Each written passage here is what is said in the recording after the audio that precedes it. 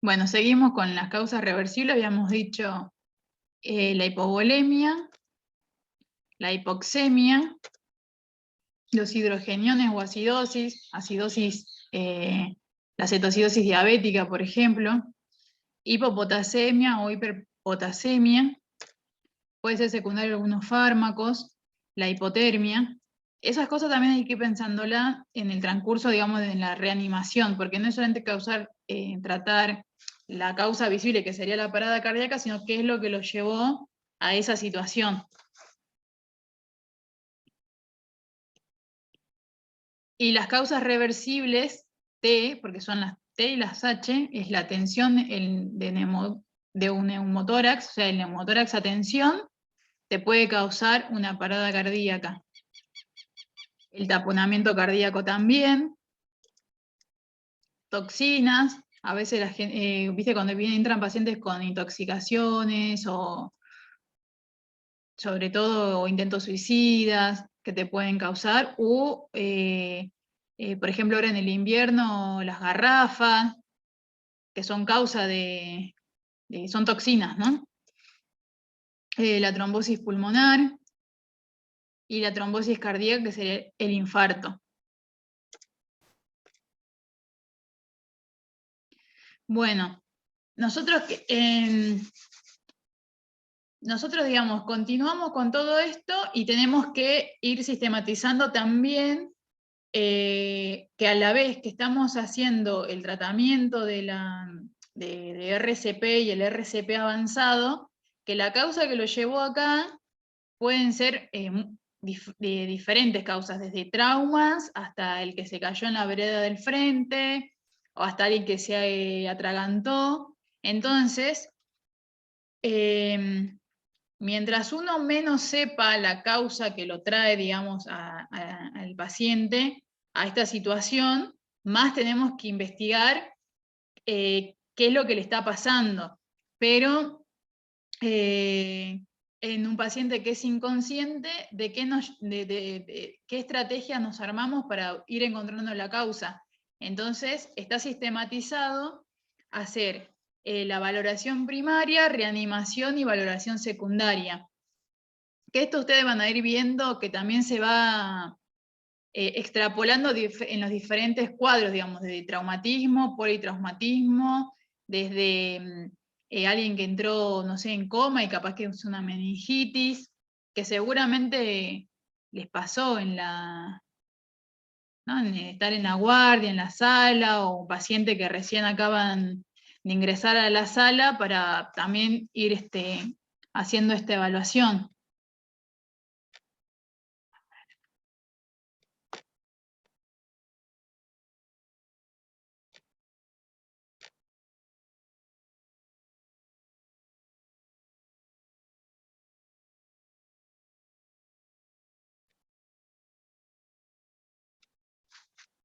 Mira, hola, ¿me escuchan o más o menos? Sí, Lore, ¿se oye? Sí, clarito. Sí. Yo lo que quería, porque por acá, por ejemplo, en las temáticas que nos dan, hay temáticas que la vamos a volver a repetir, ¿viste? Después del RCP avanzado y básico y avanzado, venía todo este tema de la valoración del paciente, ¿no? Valoración primaria y secundaria. A ver.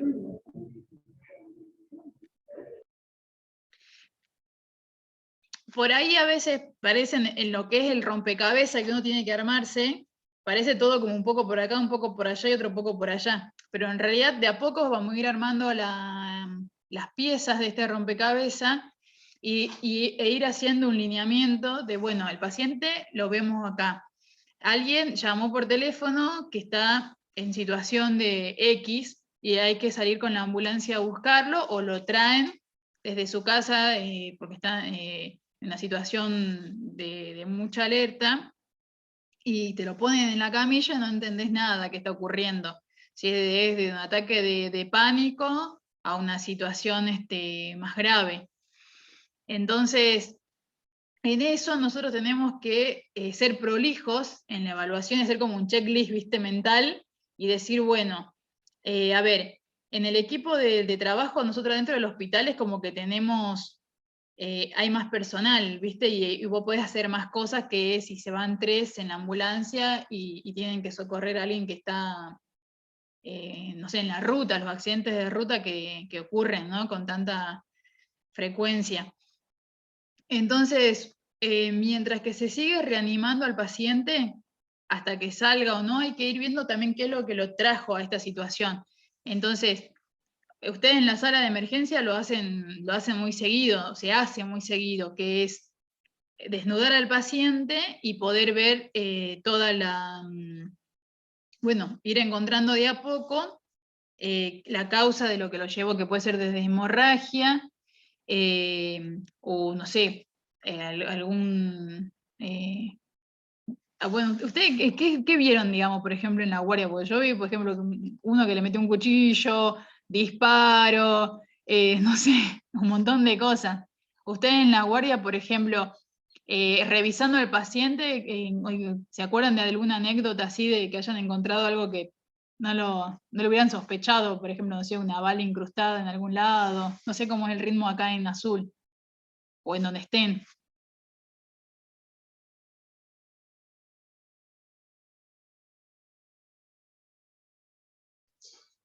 Lore, nosotros que trabajamos en planta alta cirugía en el hospital, hace un par de años atrás teníamos internado un señor de unos 67 años más o menos que estaba internado para operarlo de vesícula, porque estaba con cálculos y se había postergado la cirugía en 2 oportunidades por hipertensión, que estaba en estudio.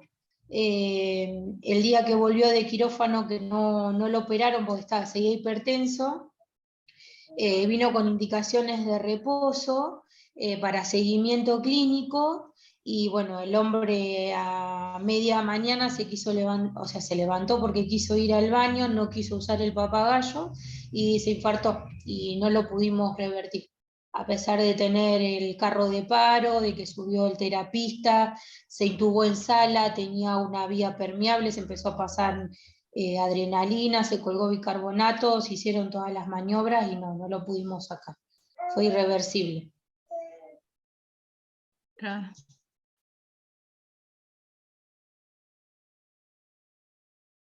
Sí, siempre saber que también estas son situaciones graves y que nosotros hacemos lo que hay que hacer, pero hay una realidad que nosotros no controlamos nunca, es la respuesta que nos va a dar el paciente.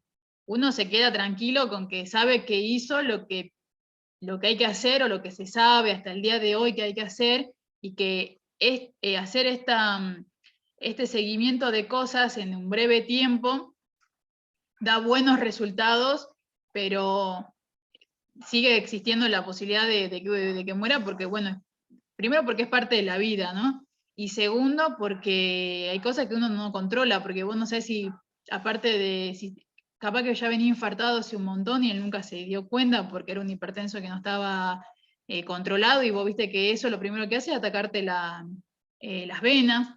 Entonces, eso siempre también, saber quedarse con que uno hizo lo que tenía que hacer, ¿viste? Pero hay veces que, bueno, nada, se ocurre lo que tiene que ocurrir, y uno eso no lo puede controlar, ¿viste? Eso también, quedarse con esto que uno se sistematiza, es para saber que uno hizo lo que tiene que hacer y no te quedas con que, ay, había algo más para hacer. No, masajeaste, lo pusiste en la posición correcta, estaba todo, no había posibilidad de que ocurriera otra cosa, llamaste a emergencia, la emergencia vino en tiempo y forma, le hicieron lo que tenían que hacer, se hicieron los masajes, se hicieron el pase de medicación, se controló si tenía una arritmia, si era desfibrilable o no, se terminó intubando al paciente, controlando la vía aérea, y así sucesivamente, y aún así, bueno, se fue. Uno se queda con que hizo lo que estos estudios te dicen, de que si uno hace eso en ese tiempo, las chances que tiene el paciente son un poco más, pero tampoco hay garantía de que salga. Eso es lo único que te queda, ¿viste? Porque son situaciones límites.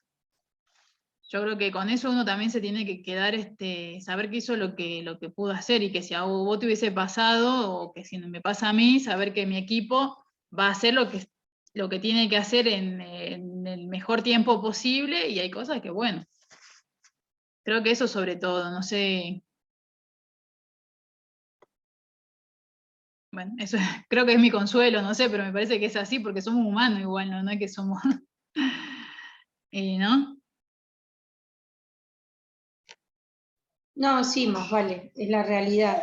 El tema que a nosotros como que nos chocó el sentido de que vos decís, por lo general recibimos pacientes para cirugías programadas, que son pacientes que ya vienen estudiados, que se supone que están sanos, y de golpe y porrazo sentimos el golpe, que por lo general a veces los pacientes se levantan con un poco de sedación que les queda circundante y se le aflojan las piernas y se caen, pero cuando lo vimos, estaba totalmente desplomado sobre sí mismo, colorado, y no, ahí supimos que no era porque todavía estaba anestesiado, sino que había entrado, sí, en paro, se había infartado. Claro. Sí, y hay veces que pasa y uno tampoco sabe qué es lo que pasó. Viste que no se pueden hacer diagnósticos, ¿cómo se llama? Estudiarlo post-mortem, a veces que se dicen autopsias clínicas.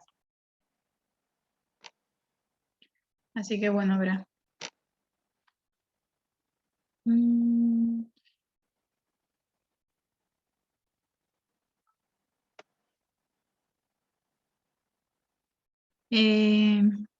Bueno, como les decía la vez pasada con respecto al RCP avanzado, se supone que si pasaron 10 minutos y el paciente no salió, las probabilidades de que salga son mínimas o nulas, porque supuestamente ya llega al 100% de no probabilidades de que salga adelante. Y como les decía, va a depender el tiempo de reanimación, la reanimación avanzada, el tiempo que diga el equipo médico. Después sí, me voy un ratito para atrás porque esta parte me pareció que quedó como inconclusa. Después de 5 minutos que uno está reanimando al paciente que ya le pasó 2 adrenalina, que ya tiene las vías, que sigue haciendo RCP, que no tiene un ritmo desfibrilable, bueno, hay que ir ya buscando una vía aérea permeable o definitiva, que le decimos nosotros, que es la intubación orotraqueal. El tipo de oxigenación o ventilación va a depender de la capacidad del médico responsable que esté ahí. Hay algunos que por ahí es más de nuestra especialidad o nuestra área, digamos, por ejemplo, terapia intensiva, anestesia, los emergentólogos, todo eso hay que saber ventilar. Pero hay veces que también es una situación difícil, entonces lo que se prioriza es oxigenar al paciente. Y ahora más adelante vamos a ir viendo las técnicas para abrirle también, aparte de las que ya aprendimos de cómo abrir la vía aérea, lo oxigenamos con un ambú, le podemos poner alguna otra cánula, y entonces también ayudarlo a que ventile un poco mejor. Pero lo ideal ya en este momento sería que más o menos los 5 minutos de que uno está haciendo una reanimación y el paciente no sale, es colocarle una vía aérea artificial definitiva y conectarlo al respirador si es posible, y si no, seguir usando el ambú. Mientras tanto, uno sigue con la maniobra de RCP, puede seguir con adrenalina o ya es indicativo de pasarle a miodarona, como le dije en primer dosis, seguir haciendo RCP, no sale una segunda dosis, y la lidocaína puede ser utilizada en cuenta de la miodarona, depende de lo que uno tenga en ese momento. Y después que si el paciente recupera con todo esto que se realiza con todas las maniobras de RCP básico y avanzado, recupera la circulación espontánea, se tiene que hacer, generalmente el paciente no se despierta, puede haber un montón de anécdotas, digamos, pero generalmente el paciente no se despierta, y lo que se hace es una terapia de reposo cerebral por 24 o 48 horas. Se lo coloca en coma profundo, que está en reposo absoluto el paciente, y en 2 días se baja la pseudoanalgesia o se la cierra para ver el estado de conciencia del paciente. Y en ese tanto, bueno, ver que el paciente no tenga fiebre, puede tener fiebre, pero que no bajarle la temperatura, que el azúcar, las glucemias estén bien dentro de valores normales, de forma espontánea o con medicación con insulina.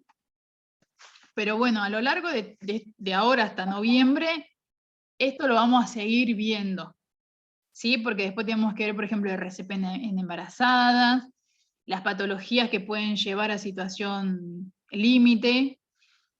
Ahora, por ejemplo, vamos a seguir con... seguimos con la evaluación primaria, reanimación y evaluación secundaria, que ustedes van a ir viendo que eso te genera una sistemática de trabajo y un orden de trabajo, porque sabes que en poco tiempo hay cosas que no pasaron, no pasaste por algo, y entonces generalmente uno lo hace ya con todos los pacientes que ingresan. Lorena, ¿te puedo hacer una pregunta? A ver. Si vos, No me quedó claro la desfibrilación. Sí, pero la cardioversión eléctrica, ¿qué tiene de diferente con la desfibrilación? La cardioversión eléctrica es el aparato se tiene que sincronizar con el latido del corazón. ¿Por qué? Porque la cardioversión eléctrica es para otros tipos de ritmos o de arritmias. Por ejemplo, para la fibrilación ventricular, puede ser para el flúter, que son ritmos que pueden no descompensarte hemodinámicamente, pero cuando te descompensan hemodinámicamente hay que hacer una cardioversión eléctrica y se necesita que el aparato sincronice con las QR, que la busque para que pueda reiniciar, resetear el corazón, ponele. Esa es la diferencia. Y la desfibrilación vos no esperás que se sincronicen, vos lo mandás, punto. Pero solamente en esos dos tipos de ritmo, en la taquicardia ventricular y en la fibrilación ventricular. Solo ventricular. Solamente ventricular, nada más. ¿Por qué? Porque tenés que parar el corazón y hacer que tome el mando de vuelta a las aurículas, que es la que dejaron de tomar el mando. Entonces vos cuando frenás el corazón, tienen un instante las aurículas de tomar el mando como antes. Y lanzan el impulso y bueno, y el ventrículo le hace caso a la aurícula. En este caso, la desfibrilación, el ventrículo no le hace caso, el mejor pulso que hay. No le hace caso a nadie, digamos. Entonces vos lo que tenés que hacer es que vuelva a tomar el control las aurículas. Eso es la desfibrilación. Que vos no importa, no sincronizás, tac, sabés que hay un ritmo de fibrilar, tac, lo mandás y listo. Y la cardioversión eléctrica se puede hacer de urgencia, en estos casos, por ejemplo, de fibrilación auricular o de flúter, que pueden causar una alteración hemodinámica, o pueden ser electiva. Porque hay pacientes que tienen arritmias, que se reúnen ciertos criterios y que a ellos se le puede hacer una cardioversión eléctrica electiva, tratando de que esa arritmia desaparezca y vuelva a ritmo sinusal. Porque la cardioversión, la cardioversión puede ser... urgencia sería. No sería de urgencia. Es en urgencia cuando lo inestabiliza hemodinámicamente, por ejemplo, la FA, ¿viste? La fibrilación, que es la clásica. Entonces vos llegás y no es que usás un ritmo de fibrilación, tenés que usar un ritmo de cardioversión. Entonces el aparato te dice cuándo soltar porque él tiene que sincronizarse con el ritmo del corazón. Y la desfibrilación no. La desfibrilación vos cargas y soltás. Y el otro no tenés que darle un tiempo a que se sincronice y recién cargas las paletas y recién largas la electricidad. Bueno, no sé si te quedó claro. Uno necesita sincronización y el otro no. Sí, entendí. Nada. Okay, yo me enredo, ¿viste? Bueno, acá seguimos.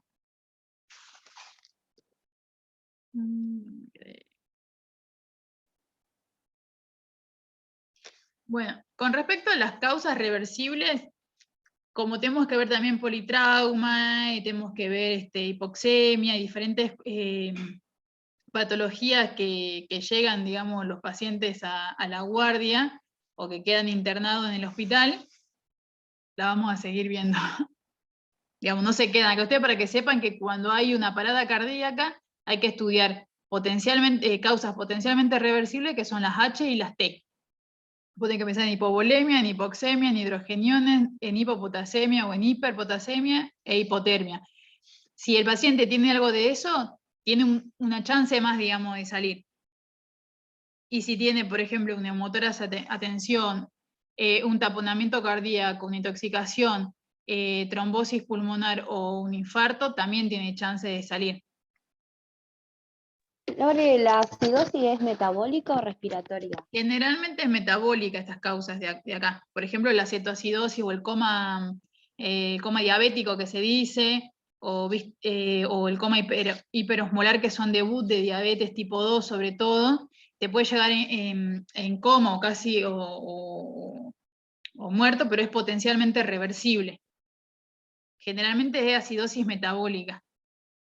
Pero bueno, lo que pasa es que, por ejemplo, si llega un EPOC severo o un asma casi fatal, en algún punto la alteración respiratoria va a desencadenar una alteración metabólica, y vos capaz que en los gases o en estado ácido-base solamente ves plasmada la acidosis metabólica.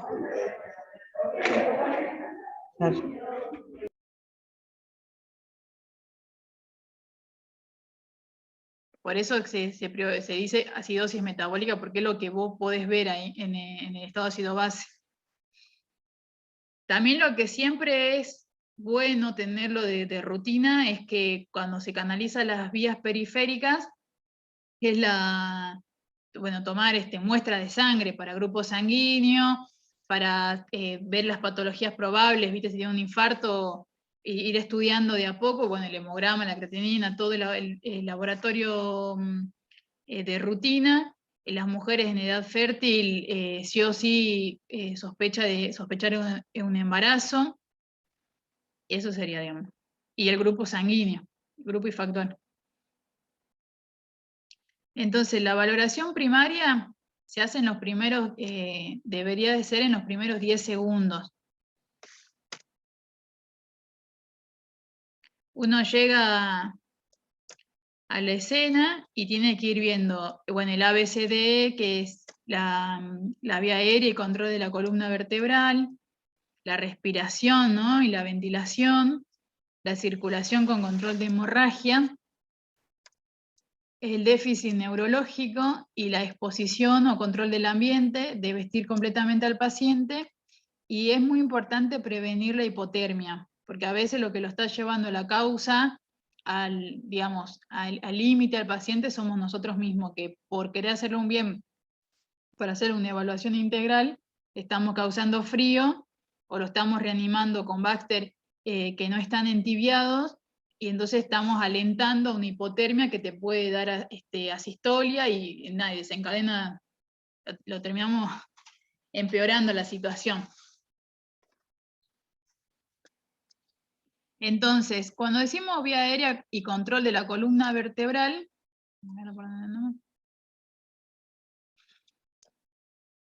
es una forma también de hacernos un esquema en la cabeza, de decir, bueno, cómo está respirando, cómo está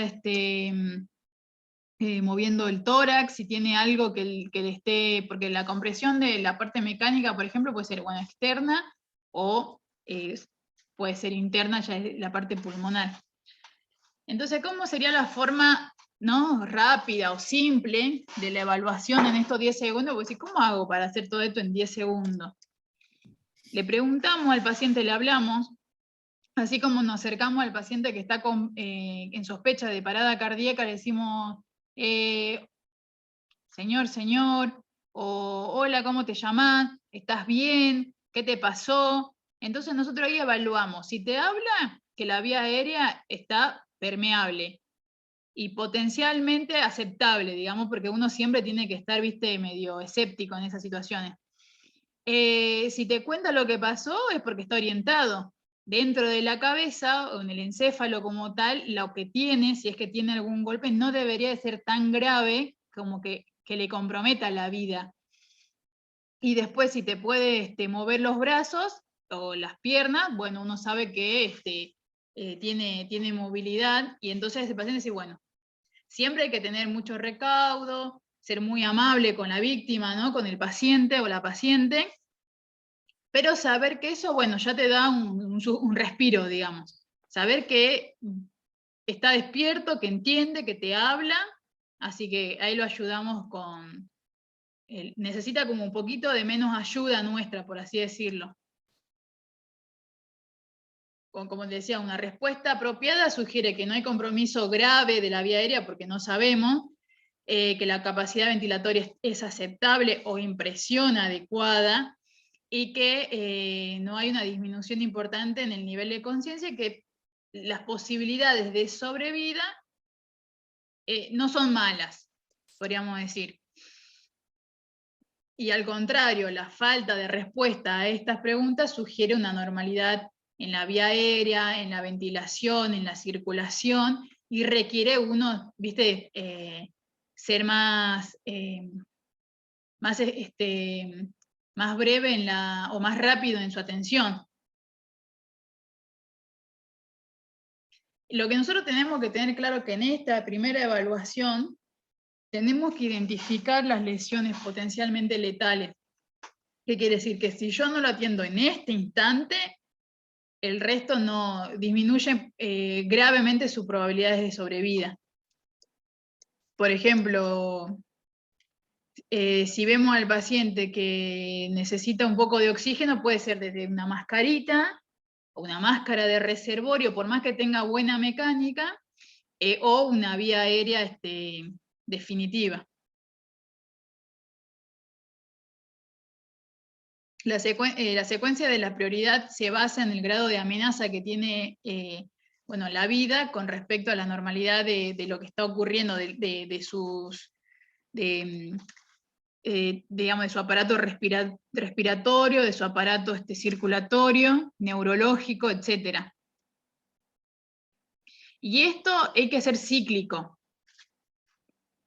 Hay que ser cíclico, ¿sí? Porque ahora esté bien no quiere decir que al rato puede deteriorar, porque a veces voy a decir, pero hace un rato viene y estaba bien. No, cuando el paciente está en esta situación, tiene que ser cíclica. Y uno tiene que ser muy escéptico, no quedarse decir, ay, no me habla re bien, ya está, no. Y porque, bueno, ustedes, creo que todos hicimos emergencia en algún punto y sabemos que un ratito está bien y después ocurrió algo, ¿viste? Entonces en eso la evaluación es muy importante. Esta sería una imagen de que a veces que no es necesario ventilar al paciente o con una intubación definitiva, pero darle oxígeno, eso ya ayuda un montón. Y hay veces que no estamos preparados para ventilar a un paciente, pero ya oxigenarlo, eso ayuda un montón. Y por ejemplo, acá en azul casi todo es medianamente cerca. Entonces, si vos vas a llegar a un lugar donde haya alguien que pueda asistirlo en la vía aérea en menos de 10 minutos, en realidad podrías no tener que colocarle una vía aérea definitiva, y lo podés trasladar en la ambulancia tranquilamente, siempre en comunicación, ¿no? con el que está en el hospital diciendo voy con un paciente así, así, así, en la medida que se pueda. Mantenimiento, vamos a empezar con el A, ¿sí? Mantenimiento de la vía aérea y el control de la columna cervical. ¿Esto qué quiere decir? Que mientras más grave esté el paciente o menos pueda hablar, o mayor sea el trauma, uno siempre tiene que creer que hay lesión cervical. Como decíamos recién, si el paciente es capaz de comunicarse verbalmente, es probable que la vía aérea no esté muy comprometida o en peligro inmediato. Pero, bueno, la evaluación repetida es bastante prudente, o es necesaria, digamos. La evaluación rápida es en busca de signos de obstrucciones de la vía aérea que te puede ocurrir. ¿Saben lo que también hay que tener? Yo creo que tienen en la ambulancia, o eso ustedes me van a contar ahora, tener set de aspiración en la ambulancia. No sé si... Después, bueno, no sé, si me quieren contar cómo está armada la ambulancia del lugar de trabajo. Si tienen sede de aspiración, si tienen, si creen que está preparada la ambulancia para situaciones así que necesitan de un buen equipamiento. Sí, acá en el niño nosotros hacemos a veces traslados de pacientes de terapia y sí están equipadas. Eso es importante porque, viste, a veces vos necesitas aspirarle al paciente un poco de secreciones y eso lo libera de la vía aérea. Y ya con eso puede respirar bien y ya es otro cuento, digamos.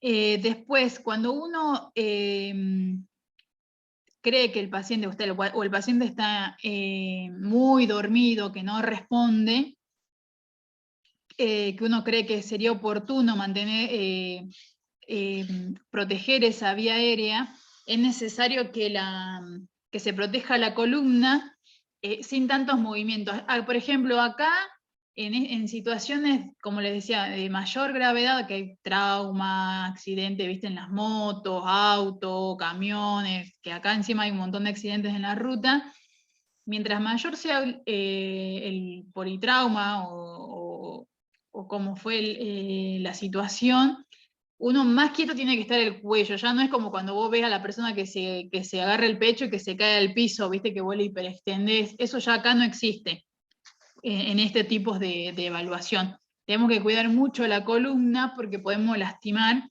y el paciente no está lúcido para decirnos si le duele, si no le duele, u orientarnos un poquito mejor. Así que siempre ante la duda el paciente tiene una lesión cervical y hay que cuidarla.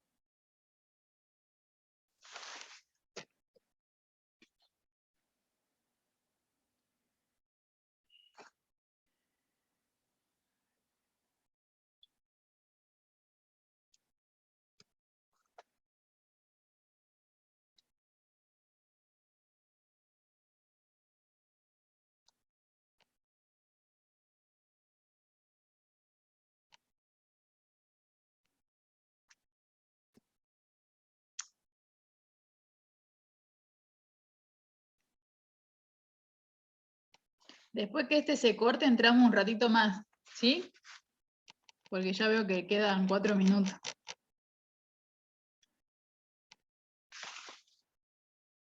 Y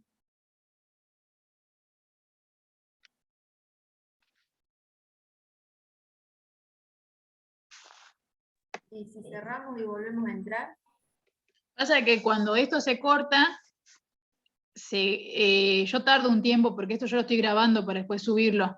Y entonces, hasta que lo copie y llega al 100%, es un ratito, digamos. No, por eso yo no entro inmediatamente cuando se corta, porque tengo que esperar sí o sí para poder bajar el video y después poder subirlo para que ustedes lo vean o sus compañeros lo puedan ver de vuelta si quieren y eso, para que quede a disposición de ustedes.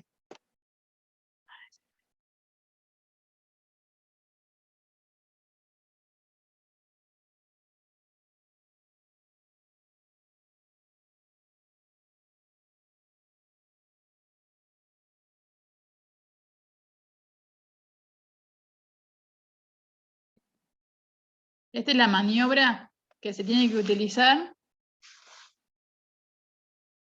para no mover la columna, ¿sí?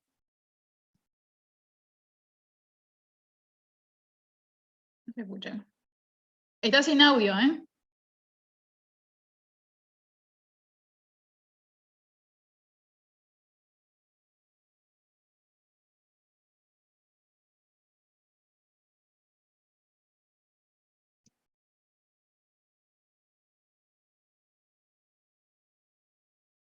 No sé si pudieron ver la maniobra de tracción mandibular.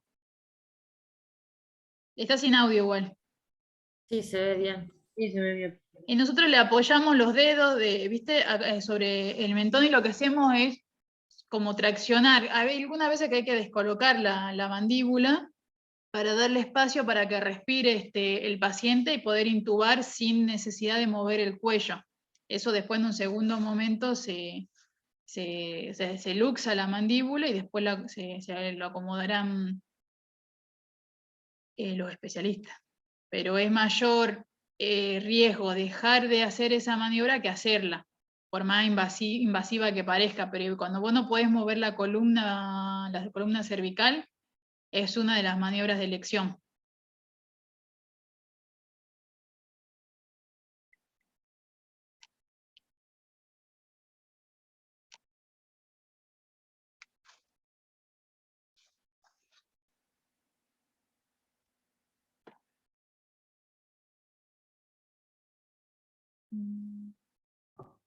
Lorena, perdón, una pregunta, ¿no? ¿Hay otra maniobra que se hace con los pulgares también? Espérame un ratito. ¿Cómo? ¿No hay otra maniobra también que se hace con los pulgares? Sí, uno puede ser jalando directamente la mandíbula hacia arriba, y otro es apoyando, en vez de en la propia mandíbula, lo apoyás en el maxilar superior, pero siempre como si fuera una C, los dedos, y tenés que subir la mandíbula. Esas son por lo menos las que yo conozco, no sé cuál, si vos conocés. Sí, no, esa hablaba de eso, de la que tenés el dedo en el... Sí, una es colocarla directamente sobre la mandíbula, esa es más para la luxación, y la otra es para una hiperextensión, y la otra es jalarle los dientes directamente. Claro. Después la otra es que el ayudante esté agarrando el cuello, porque hay veces que no tienen no puedo verlo.